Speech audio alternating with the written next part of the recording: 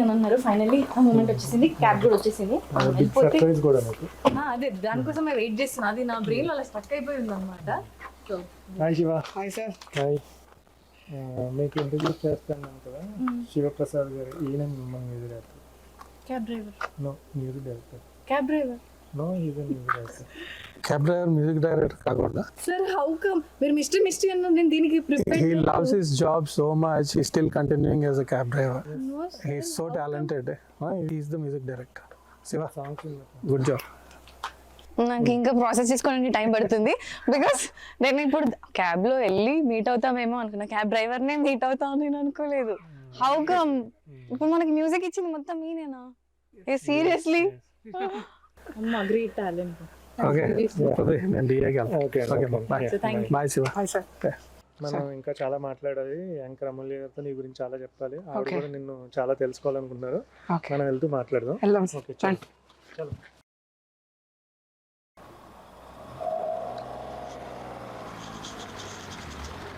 ఏంటి యాంకర్ గారు ఏం మాట్లాడట్లేదు? సర్ప్రైజ్ అంటే షాక్ అయినట్టున్నారు కదా? షాక్ కాకుండా మరి ఏంటంటే, క్యాబ్ డ్రైవర్ ని తీసుకొచ్చి మ్యూజిక్ డైరెక్టర్ అంటారు, అటుపక్క మ్యూజిక్ చూస్తేనేమో అంత క్రేజీగా ఉంది. అసలు నాకు నిజంగానే ఏం అర్థం కావట్లేదు. ఒక పక్క రసూల్ గారు, ఇంకో పక్క మ్యూజిక్, క్యాబ్ డ్రైవర్. అసలు ఈ కాంబినేషన్ ఎలా సెట్ అయినా కూడా నాకు అర్థం కావట్లేదు. నాకు ఇప్పుడు ఇంకా ఎగ్జైటింగ్ ఉంది స్టోరీ తెలుసుకోవాలని. అన్న చెప్పండి, కమాన్. నేను వరంగల్లో ఉన్నప్పుడు అక్కడ మామూలుగా బేసిక్స్ నేర్చుకున్నా, ఇన్స్ట్రుమెంట్స్, వోకల్ కూడా నేర్చుకున్నా. ఆ తర్వాత ఫర్దర్ గా వెళ్ళడానికి నాకు వరంగల్లో ఛాన్స్ లేదు. మా టీచర్స్ ఎవరైతే ఉన్నారో వాళ్ళే నన్ను ఇక్కడికి సజెస్ట్ చేస్తే అక్కడ నుంచి ఇక్కడికి వచ్చి వీక్లీ వన్స్ క్లాసెస్ విని వెళ్ళేది. నాకు ఇక్కడ కీర్తి సార్ అని ఒక అద్భుతమైన టీచర్ పరిచయం అయ్యారు. ఆయన ద్వారా మంచి మ్యూజిక్ నేర్చుకున్నాను. ఆయన నా ఆలోచన విధానం, ఆయన సజెస్ట్ చేసిన విధానంతో కంపోజింగ్ మీదకి వెళ్ళాను. కంపోజింగ్ లో చాలా కష్టపడ్డాను. ఆఖరికి ఒక ప్లాట్ఫామ్ క్రియేట్ చేసుకున్న తర్వాత నేను ఆయనని ఎవరన్నా కాంటాక్ట్ అడిగితే నాకు పృథ్వీ గారి కాంటాక్ట్ ఇచ్చారు. అలా ఆయనతో నాకు పరిచయం ఏర్పడింది. ఆ పరిచయం ఇక్కడ వరకు కొనసాగింది. అంటే మీరు నేర్చుకోవడం ఒక ఎత్తు అయితే, మీరు కాంటాక్ట్ అయ్యాక ఆయన మిమ్మల్ని నమ్మి ఈ ఛాన్స్ ఇచ్చారు చూడండి. అంటే ఒక సినిమాలో సినిమా అంత ఒక ఎత్తు అయితే మ్యూజిక్ ఇంకో ఎత్తు. కొంతమంది మ్యూజిక్ విని కూడా ట్రాక్ చేస్తారు సినిమాలు చూడడానికి. మీ మ్యూజిక్ ఎగ్జాక్ట్ గా అలానే ఉంది. సీరియస్ గా చెప్తున్నా, చాలా మెలోడియస్. కంటే నిజంగానే ఎక్స్పీరియన్స్ ఉన్న వాళ్ళు చేస్తారు కదా. మీరు ఫస్ట్ టైం చేసినట్టు నాకు అది అనిపించలేదు. బట్ అలా అనిపించకపోవడానికి మీరు దాని వెనకాల చేసిన హోంవర్క్ ఉంటుంది చూడండి. అసలు ఏంటి, వాట్ ఈస్ వాట్ అని చెప్పి. Because being a music director only just music tune ఇచ్చేస్తే సరిపోదు, దాంట్లో ఇంకా చాలా ఉంటాయి కదా. సో అవన్నీ మీరు ఎలా నేర్చుకోగలిగారు? నాకు మా డైరెక్టర్ గారు చెప్తారండి. ఓకే, ప్రతి విషయం నాకు మా డైరెక్టర్ గారితోనే వస్తుంది. ఒక సీన్ లో నన్ను తీసుకెళ్లి కూర్చోబెడతాడు. ఆ సీన్ నాకు అర్థమైందంటే అదే రోజు ట్యూన్ వచ్చేస్తుంది. లేదంటే 1-2 రోజులు లేట్ అవుతుంది అంతే తప్ప అసలు లేట్ ఉండదు. ఇక ఒక్కసారి ట్యూన్ వచ్చేసిందంటే మేము వెళ్ళిపోతాం. ఇక ఒక 1 వీక్ లో సాంగ్ రెడీ అయిపోతుంది మొత్తం ప్రోగ్రామింగ్ తో సహా. ఆ ప్రోగ్రామింగ్ లో కూడా పర్టికులర్ గా ఆయనకు ఏదైతే ఇన్స్ట్రుమెంటేషన్ లో కూడా చాలా మాకు ఇంపార్టెన్స్ ఉంటాయి. మేము అంటే వేరే అనవసరమైన ఇన్స్ట్రుమెంట్ కూడా వాడాం.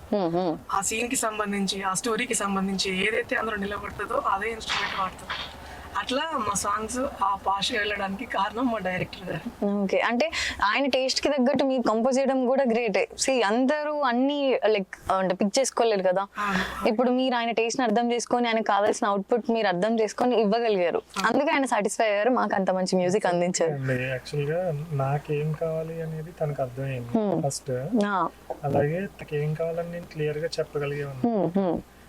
మనకి ఏం కావాలో క్లియర్ గా చెప్పలేకపోయా అనుకోండి, తను కూడా వర్క్ చేయలేదు. ఈ కెమిస్ట్రీ వర్కౌట్ అవుతుంది అన్నట్టు. నిజంగా మనం ఎవరిని ఎప్పుడు ఎలా మీట్ అవుతామో తెలియదు అండి. అవును, 9 years journey is not that easy అండి. అంటే ఒక ఫిల్మ్ చేయడానికి మీరు 9 years జర్నీ చేసిన ఆ పర్సన్ కి ట్రస్ట్ చేసి ఇచ్చారు కదా ఈ వర్క్ అంతా. ఆయన నిజంగా నిలబెట్టుకున్నారని మీరు ఫీల్ అవుతున్నారా? అంటే లైక్ నేను ప్రీవియస్ ఇంటర్వ్యూలో కూడా చెప్పాను, ఈజ్ ఇమ్మెన్స్లీ టాలెంటెడ్ అండి. తనకి స్టూడియో లేదు, ఒక్క సాంగ్ కూడా రికార్డింగ్ చేయించిన ఎక్స్పీరియన్స్ లేదు. Not even a single minute song కూడా రికార్డింగ్ చేయించిన ఎక్స్పీరియన్స్ లేదు. But I have done my film studies in Chennai. నాకు కాంటాక్ట్స్ ఉండేవి, నేను తను తీసుకుని వెళ్ళిపోయాను. సింగర్స్ ని కోఆర్డినేట్ చేసుకుని అక్కడ లైవ్ ఏది చేయించాలి, ఏది కావాలి ఏది వద్దు అని ట్రావెల్ లైక్ ఎనీథింగ్ అనమాట. ఇంకా ఒక సాంగ్ ఫినిష్ అవ్వాలంటే అంటే నాకు సినిమా అనే ఒక ఎక్స్ప్రెషన్ ఉంది కదా, అందులో కొన్ని క్రాఫ్ట్స్ ఉంటాయి. ఆ క్రాఫ్ట్స్ లో ఉన్న బ్యూటీని పట్టుకోవాలంటే మ్యూజిక్ చాలా మేజర్ రోల్ అని అనిపిస్తుంది నాకు. అవును.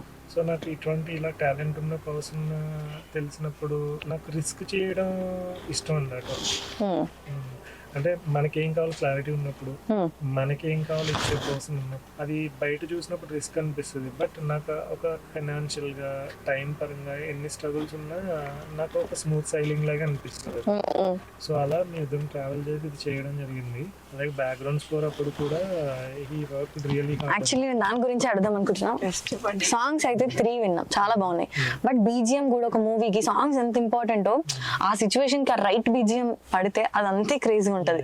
బికాస్ ఇప్పుడు మూవీ నార్మల్ గా డైలాగ్ చెప్పింది వేరే ఉంటది, దానికి ప్రాపర్ బీజిఎం పడింది వేరే ఉంటది. సో అది ఎలా ఇచ్చారు మాకు తెలియదు. సాంగ్స్ అంటే విన్నాము, బట్ బీజిఎం గురించి మీరు చెప్పాలి, బికాస్ ఫైనల్ అవుట్పుట్ మీరు చూసారు కాబట్టి. యాక్చువల్లీ నేను కథ రాసినప్పటి నుంచి ఎవ్రీ స్టేజ్ లోని నేను ఇంతకుముందు ప్రెస్ మీట్ లో కూడా చెప్పాను. ఫస్ట్ ప్రెస్ మీట్ చాలా మందికి సినిమాని క్రాఫ్ట్ చేసేటప్పుడు ఎవ్రీ స్టేజ్ లోని సినిమా నెక్స్ట్ లెవెల్కి వెళ్తూనే ఉంటుంది అన్నమాట. సినిమా అనేది ఒక కథ, మంచి కథ వచ్చింది, మంచిగా యాక్ట్ చేశారు, సినిమా అయిపోయింది అనుకోవడానికి లేదన్నమాట. Till first copy every craft లోనే ఎక్సెల్ అవుతుంటుంది. ఆ పారామీటర్ మీద నాకు అవగాహన ఉందని నాకు క్లారిటీ ఉంటుంది అనమాట. సో బ్యాక్గ్రౌండ్ స్కోర్లో ఏం కావాలి అనేది శివాకి ఎవ్రీ సీన్ నేను ఎక్స్ప్లెయిన్ చేసేవాడిని. ఎలా అయిందంటే అండి, ప్రీ క్లైమాక్స్లో ఒక ఇంపార్టెంట్ సీన్ ఉంటుంది, ఒక 4.5 minutes సీన్ ఉంటుంది. అది ప్రీవియస్ ఆ 4.5 minutes ముందు కదా, ఆ 4.5 minutes తర్వాత కదా ఏంటి అనేది చాలా ఇన్ఫర్మేటివ్ సీన్ అనమాట అండి. దానికి బ్యాక్గ్రౌండ్ స్కోర్ చేయాలంటే ఏంటండి, ప్రీవియస్ కథ అంతా ఏం చెప్పాము, నెక్స్ట్ ఏం చెప్పబోతున్నాము అనేది 2 పార్ట్లు తీసుకొని ఈ కథ ఏం చెప్పబోతున్నాం, 3 stages అంతే. ఎక్స్ప్రెషన్ ఏదైతే ఉందో దానికి ఆ 3 stagesగా తీసుకుని నాకు మొత్తం కథలో ఉన్న ఎమోషన్ అంతా ఈ సినిమా కావాలి అని చెప్పినప్పుడు ఆ 3 variations ని తను అర్థం చేసుకుని చేయగలిగాడు. ఈవెన్ ఒక కామెడీ సీన్ తీసుకోండి, ఒక సాదా సీదా ఒక ఇన్ఫర్మేటివ్ సీన్ తీసుకోండి, హైలీ ఎమోషనల్ సీన్ అవ్వచ్చు, లేదంటే వాయిస్ ఎవరితోనే చెప్పేది అవ్వచ్చు, మీరు టీజర్ చూస్తే అర్థమవుతుంది మీకు. ప్రతిదానికి అంటే ఈ సినిమాకి తిను మ్యూజిక్ చేయలేడు అని అనిపించదు మీకు అసలు సినిమా చూస్తే. సో తనకి అంత క్లారిటీ ఉంటుంది అనమాట. శివ గారు, స్కై మూవీ కోసం ఇప్పుడు మనం స్కై మూవీ చేస్తున్నాం, దీనికి మ్యూజిక్ మీరు ఇవ్వాలి అని మీకు కన్ఫర్మేషన్ వచ్చాక ఫస్ట్ మీ ఫీలింగ్ ఏంటి? అంటే నేను ఆయనతోనే 9 years గా జర్నీ, ఆ తర్వాత పలానా సినిమా చేస్తున్నామని ఇట్ హ్యాపెన్స్ అన్నప్పుడు చాలా సంతోషం. ఆ తర్వాత నా వర్క్ ఏదో స్టార్ట్ అయింది, సాంగ్స్ అయిపోయిన తర్వాత చాలా హ్యాపీగా ఫీల్ అయిపోయాను. ఫైనల్ అవుట్పుట్ వచ్చేసింది, ఆ సాంగ్స్ చూసుకున్నాం, మంచి సింగర్స్ తో పాడించినాం, చెన్నై వెళ్ళి వర్క్ చేసినాం. ఇక్కడికి వచ్చిన తర్వాత మూవీ షూట్ స్టార్ట్ అయింది. బ్యాక్గ్రౌండ్ స్కోర్ విషయంలో కొంచెం నేను భయపడ్డాను, చేయలేదేమో, అంత ఫస్ట్ టైం కదా నేను, రాదేమో అనుకొని భయపడ్డాను. కానీ మా డైరెక్టర్ నాకు ఫుల్ సపోర్ట్.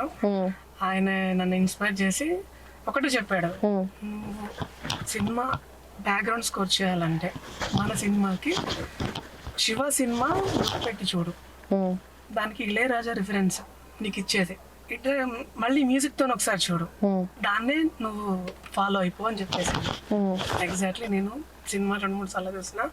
ఆ తర్వాత నాగార్జున సినిమాకి ఒకటి చూసిన, ఇళయరాజా సార్ మ్యూజికే.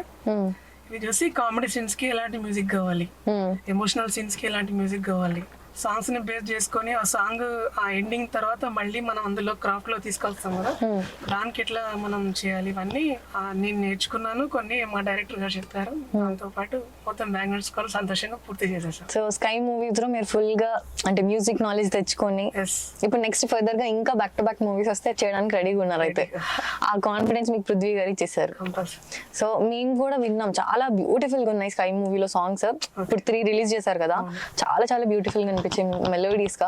మీకు అంటే చేస్తున్న ప్రాసెస్ లో అబ్బాయి ఇది చాలా కష్టంగా ఉంది, టిపికల్ గా ఉంది, నాకు రాదేమో అంటే పాటలు చేస్తున్న ప్రాసెస్ లో మీరేమైనా భయపడి ఆర్ ఎల్స్ వేరే కైండ్ ఆఫ్ అప్రోచ్ అయితే బాగుండు అన్నట్లు ఏమైనా అనిపించిందా మీకు? నేను అసలు వేరే వాళ్ళకి ఇవన్నీ నాకు అసలు నాకు ఇష్టం లేదు. మా డైరెక్టర్ గారికి కూడా అసలు ఏదున్నా నేను నేర్చుకొని చేయాలని ఫిక్స్ అయ్యారు. నేనే చేయాలనిపించేది, ఆయనకు కూడా నువ్వే చేయాలనిపించేది. ఇంకొకటి ఏంటంటే మేము దాన్ని పాలిష్ చేసే ప్రాసెస్ లో కొన్నిసార్లు లేట్ అయ్యేది అనమాట. ఒక టీన్ ను హైలైట్ చేయాలంటే అక్కడ ఏదో తక్కువ అయిందని మాకు అనిపించింది అనుకోండి, అక్కడ కొంచెం టైం తీసుకుంటాం. టైం తీసుకొని అది ఫుల్ఫిల్ చేయడానికి మేము ఒక్కొక్కసారి జర్నీలు చేస్తాం, ఎక్కడికో వెళ్ళి మాట్లాడుకుంటూ వెళ్ళి టీ తాగుతాం. అట్లా మాకు కొంచెం ఫ్రెండ్స్ అట్లా ఉంటుంది అనమాట జర్నీ. ఆల్మోస్ట్ మొత్తం రీచ్ అయిపోయి దాన్ని మళ్ళీ ఫుల్ఫిల్ చేసేసి మంచి ట్యూన్ బయటకు వచ్చేటట్టు చేసేసుకుంటాం. నాకు అట్లా చాలాసార్లు అనిపించింది, అది చేసేసాం కూడా వర్క్ అలా. మీ పాటలు రిలీజ్ అయ్యాక ఈ స్కై మూవీలో సో మీరు అంటే అవి చూస్తున్నప్పుడు అవి వింటున్నప్పుడు మీకు ఎలా అనిపించింది? అంటే ఇప్పుడు మీరు మీ ఫ్యామిలీ మెంబర్స్ చూసుంటారు కదా, సో వాళ్ళ సైడ్ నుంచి ఫీడ్బ్యాక్ ఏమొచ్చింది? బాగుందని చెప్తారు మేడం. మీరు సాటిస్ఫై అయ్యారా పర్సనల్ గా? అంటే సాటిస్ఫై అయ్యాను. ఫస్ట్ నాకు ఆయన ఆనందం చూసి నేను సాటిస్ఫై. ఆయన ఆనందమే నాకు ఇంపార్టెంట్. 100% మార్కులు వేసాడంటే నేను ఓకే, నేను గోయింగ్ వెళ్ళిపోవచ్చు అనిపిస్తుంది నాకంతే. సో ఇప్పుడు మీరు 9 years ట్రావెల్ అన్నారు. సో ఈ 9 years లో మీ వర్క్ ని ప్లస్ మ్యూజిక్ ని ఎలా బ్యాలెన్స్ చేసుకోగలిగారు?